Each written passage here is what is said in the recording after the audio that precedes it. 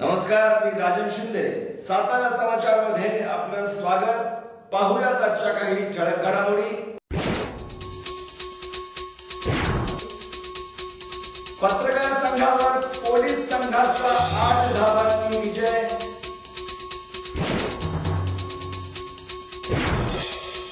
जुगार अड्ड्यावर पोलिसांची धाड, 6 लाखांचा ऐवज जप्त.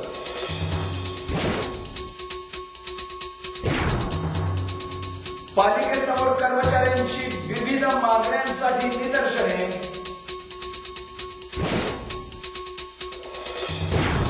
गुरुजींमुळे साताऱ्यात वाहतुकीचा उडाला बोलवाला. राष्ट्रवादी युवकच्या वतीने कोरेगाव महावितरणवर भव्य मोर्चा.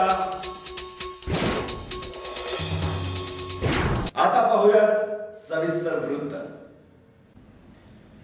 शेवटच्या षटकापर्यंत उत्कंठा वाढलेल्या सातारा पत्रकार संघ विरुद्ध सातारा पोलीस संघाचा क्रिकेट सामना शाहू क्रीडा संकुलात अटीतटीचा झाला. हा सामना पोलीस संघाने सातारा पत्रकार संघावर 10 धावांनी विजय मिळवला. मॅन ऑफ द मॅचचा बहुमान पत्रकार प्रवीण बाबर तर बेस्ट बॉलर म्हणून पोलीस उपाधीक्षक भोरी यांना गौरवण्यात आले. छत्रपती शाहू क्रीडा संकुलात सातारा पोलीस आणि पत्रकार यांच्यात 15 षटकांचा मैत्रीपूर्ण क्रिकेट सामना खेळला गेला. क्रिकेट सामन्याचा शुभारंभ जिल्हाधिकारी अश्विन मुदगल यांच्या हस्ते नाणेफेक करून झाला. सातारा पोलीस संघाचे नेतृत्व पोलीस अधीक्षक डॉक्टर अभिनव देशमुख, सातारा पत्रकार संघाचे नेतृत्व दीपक प्रभावळकर यांनी केले. पोलीस संघाने नाणेफेक जिंकून पहिली फलंदाजी करण्याचा निर्णय घेतला. पहिली फलंदाजी करताना पोलीस संघाने पहिल्या 5 षटकात 1 गडी गमावून सातारा पत्रकार संघाच्या गोलंदाजांची धुलाई करत 1 गडी गमावून अर्धशतकी खेळी केली. पोलीस अधीक्षक देशमुख आणि पोलीस निरीक्षक पद्माकर घनवट, उपपरिवहन अधिकारी संजय राऊत यांनी फटकेबाजी करत 15 षटकात 122 धावा केल्या. सातारा पोलीस संघ विजयासाठी 123 धावांचे लक्ष्य घेऊन मैदानात उतरला.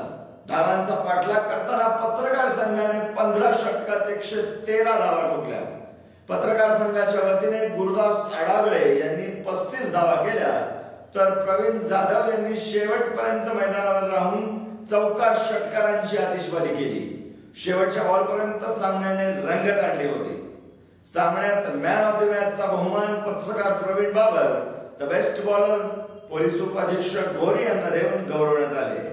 विजेत्या संघात सातारा समाचारचे संपादक व ज्येष्ठ पत्रकार शरद काटकर, पुढारीचे जीवनदर चव्हाण यांच्या हस्ते चषक देऊन गौरवण्यात आले तर डॉक्टर संजोग कदम यांच्या हस्ते दोन्ही संघातील खेळाडूंना पदक देऊन सन्मानित करण्यात आले. पुणे बेंगलोर महामार्गावर पारगाव खंडाळा गावाच्या हद्दीत खुल्या शेतात बंद पडलेल्या पोल्ट्री फार्मवर गुरुवारी रात्री स्थानिक गुन्हे अन्वेषण शाखेचे पोलीस निरीक्षक पद्माकर घनवट आणि त्यांच्या सहकाऱ्यांनी 3 पाणी जुगार अड्ड्यावर धाड टाकून 14 जणांना ताब्यात घेतले. 2 4-चाकी वाहने, 28 हजारांची रोकड असा 6,28,000चा ऐवज जप्त केला. ताब्यात घेतलेले जुगारी पुणे जिल्ह्यातील आहेत. पोलीस निरीक्षक पद्माकर घनवट, सहाय्यक पोलीस निरीक्षक कुमार घाडगे, खंडाळ्याचे पोलीस निरीक्षक अशोक शेळके यांच्यासह पोलीस कर्मचाऱ्यांनी महामार्गालगत असलेल्या हॉटेल राजवत नजीक असलेल्या बंद पोल्ट्री फार्मवर सुरू असलेल्या जुगार अड्ड्यावर धाड टाकली.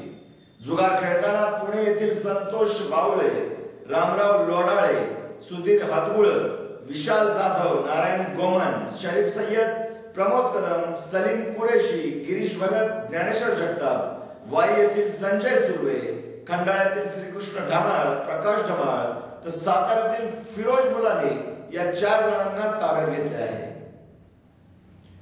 सातारा नगरपालिकेच्या सफाई, रोजदारी, कंत्राटी, हंगामी कर्मचाऱ्यांच्या वतीने विविध मागण्यांसाठी सातारा पालिकेसमोर घोषणाबाजी करत राज्य शासन धोरणाचा निषेध केला. राज्यातील नगरपालिका कर्मचाऱ्यांच्या वतीने दिनांक 11 डिसेंबर 2015 पासून काम बंद आंदोलन सुरू केले आहे. सातारा पालिकेच्या गेटवर पालिकेच्या सर्व विभागातील कर्मचाऱ्यांनी काम बंद करून निदर्शने केली. यावेळी शासनाच्या विरोधात जोरदार घोषणाबाजी देखील करण्यात आली.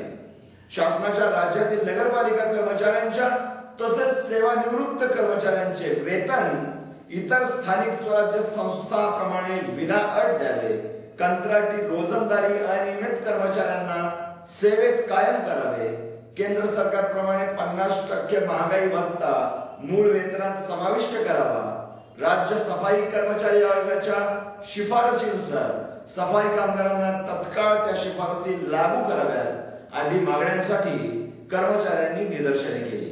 सातारा पंचायत समितीच्या शिक्षण विस्तार अधिकारी भराडे यांच्या संकल्पनेतून साकारलेल्या ज्ञान रचनावादी शाळा पाहण्यासाठी राज्यभरातून प्राथमिक शिक्षकांचा लोंढा सातारकडे वळू लागला आहे।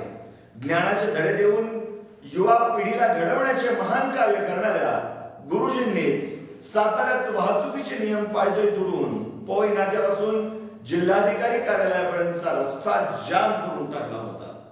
ज्ञान रचनावादी शाळा संकल्पनेतून भराडे यांनी कुमठे तालुका सातारा विभागातील 40 शाळांची उभारणी केली। या शाळा पाहणीसाठी राज्यातील प्राथमिक शिक्षक शुक्रवारी सकाळी 7 वाजता पंचायत समिती सातारा येथे जमा झाले होते। रस्त्यावर लावलेल्या गाड्यांमुळे वाहतुकीचा बोज वारा उडाला होता। वाहतूक विस्कळीत झाल्याने तासभर रस्ता जाम झाला होता। गुरुजींच्या शाळा रस्त्यावरच भरल्यामुळे अनेकांना याचा मनस्ताप सहन करावा लागला। कोरेगाव तालुक्यात महावितरणाचा भोंगळ कारभार फटका शेतकऱ्यांना बसत आहे। विजेचा कोळकोंडवा सुरू असल्यामुळे हात तोंडाला आलेली पिके पाण्याअभावी करपून जाऊ लागले आहेत। शेतकऱ्यांना आता वाली कोणीच उरला आहे का? सरकारही शेतकऱ्यांना वाऱ्यावर सोडून देत आहे। महावितरण कंपनीचे विद्युत ट्रान्सफॉर्मर चोरीला गेल्यामुळे धोम कालव्याच्या पाण्यावर अवलंबून असलेले सिंचन क्षेत्राला पाणी मिळत नाही। ट्रान्सफॉर्मरची जोडणी करावी अशी मागणी अनेक वेळा करून देखील दखल घेतली जात नाही। आमदार शशिकांत शिंदे यांच्याकडेही शेतकऱ्यांनी तक्रारी केल्या, मात्र मरगळलेल्या महावितरण अधिकाऱ्यांवर फरक पडत नाही। महावितरण अधिकाऱ्यांना जाग आणण्यासाठी राष्ट्रवादी युवक काँग्रेसच्या वतीने भव्य मोर्चा काढण्यात येणार असल्याचा इशारा कोरेगाव तालुक्याचे युवा अध्यक्ष निलेश जगदाळे यांनी दिला आहे।